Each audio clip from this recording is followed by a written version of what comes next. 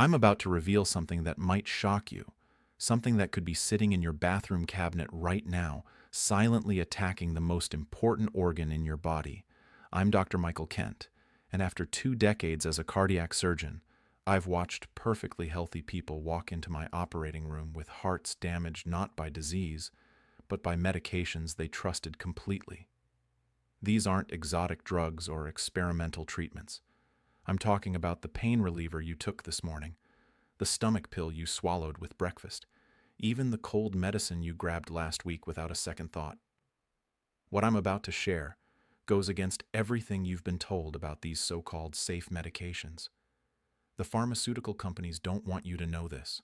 Most doctors won't tell you because they simply don't realize the devastating connection. But I've seen it with my own eyes, patient after patient, heart after heart, and I refuse to stay silent any longer. By the end of this video, you'll understand exactly which 5 medications are secretly weakening your heart muscle, why they're so dangerous after age 60, and most importantly, what you can do starting today to protect yourself. This isn't fear-mongering, this is life-saving truth. Stay with me because what you're about to learn could literally add years to your life. Let's start with the medications found in virtually every home in America. The non-steroidal anti-inflammatory drugs, or NSAIDs for short. You know them by names like ibuprofen, naproxen, and diclofenac. They're your go-to solution for headaches, back pain, arthritis, discomfort. They work brilliantly. There's no denying that. But here's what nobody tells you. Taking these pills regularly after age 60, especially if you have any heart concerns, is like playing Russian roulette with your cardiovascular system. The medical community has known about this dark secret for decades. Back in 2005, the FDA demanded clear warnings about heart attack and stroke risks on these medications. Yet millions of people still pop them daily like candy, completely unaware of the danger lurking inside each tablet. Let me tell you about Michael, a 72-year-old patient who loved working in his garden. He suffered from knee arthritis and took almost every single day to manage the pain. One afternoon, while tending to his rose bushes, he felt completely drained. He couldn't catch his breath, and his ankles had swollen to twice their normal size. When he arrived at the emergency room, we discovered he was experiencing acute heart failure. His heart, already working overtime due to his age and mild hypertension, simply couldn't keep up anymore. The trigger wasn't a new cardiac condition. It was the continuous use of that innocent-looking anti-inflammatory pill. How can something so common be so deadly? The mechanism is insidious. NSAIDs block certain enzymes to reduce inflammation, but in doing so, they also interfere with substances that protect your kidneys and blood vessels. This creates 2 catastrophic effects. First, they force your body to retain salt and water. Picture your heart as a pump. If suddenly there's much more fluid in the pipes, that pump has to work at maximum capacity. A young heart can handle this stress, but a heart that's already dealing with age-related stiffness or fighting high blood pressure can fail completely, just like Marcus did. Second, NSAIDs can constrict your blood vessels and elevate blood pressure. Even if you don't have hypertension, regular use can raise it significantly. And if you're already taking blood pressure medication, NSAIDs can completely cancel out their effect, sending your pressure skyrocketing without you even realizing it. It's critical to understand that the risk depends on dose and duration.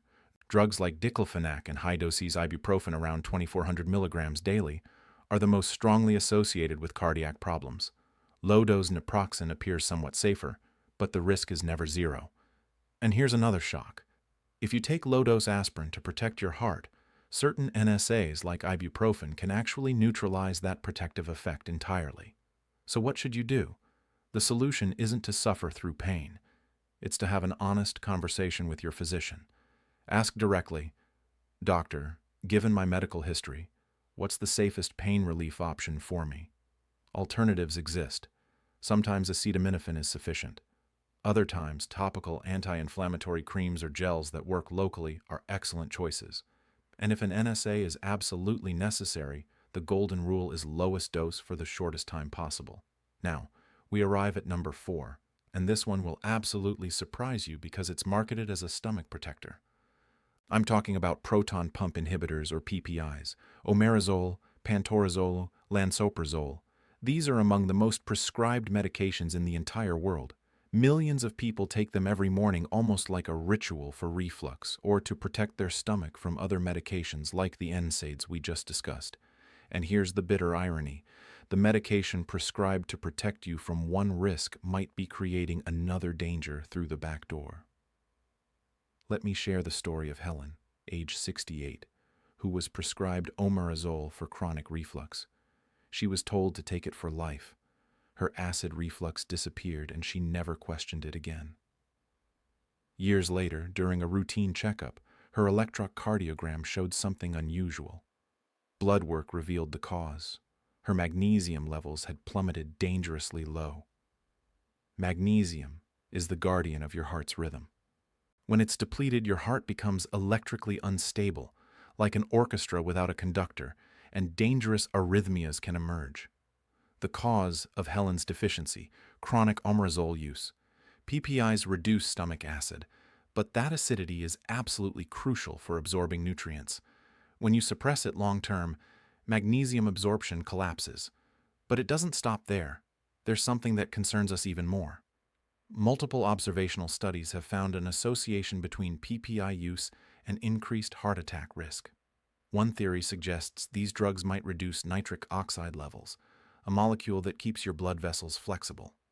When it's depleted, vessels harden, setting the stage for a heart attack.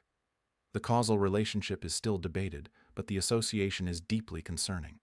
Additionally, omeprazole can interfere with vital medications like clopidogrel, an antiplatelet drug given after heart attacks. It can make this protective medication less effective, leaving the patient vulnerable. The problem is that these drugs have become trivialized.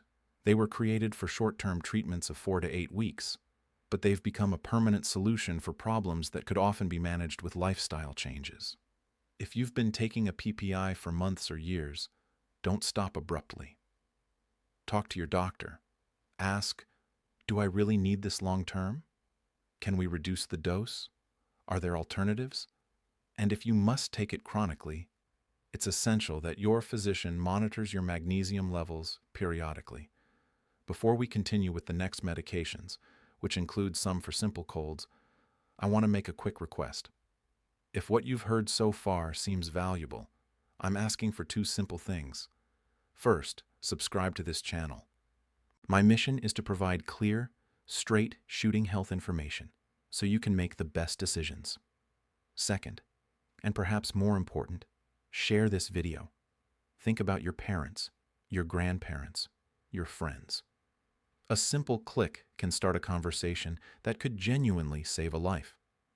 Thank you for your support. Let's continue with number 3, one that almost everyone has at home. We've reached number 3. Oral decongestants for colds and flu, the ones containing pseudoephedrine or phenylphrine. They're the magic solution for that stuffy nose that won't leave you alone.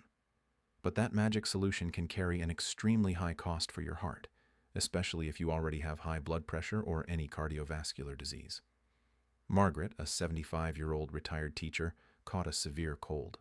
To breathe easier, she bought a well-known cold remedy with pseudoephedrine from the pharmacy. By the second day, she felt like her heart was going to burst out of her chest along with terrible dizziness and a splitting headache. Her son rushed her to the hospital. Her blood pressure was through the roof and she had developed an arrhythmia. That decongestant had pushed her to the brink. Why does this happen? Pseudoephedrine and phenylphrine are vasoconstrictors. Their job is to narrow blood vessels. In your nose, that's great because it reduces swelling and you can breathe. But the drug doesn't act only in your nose. It travels throughout your entire body, constricting blood vessels everywhere. This has 2 consequences.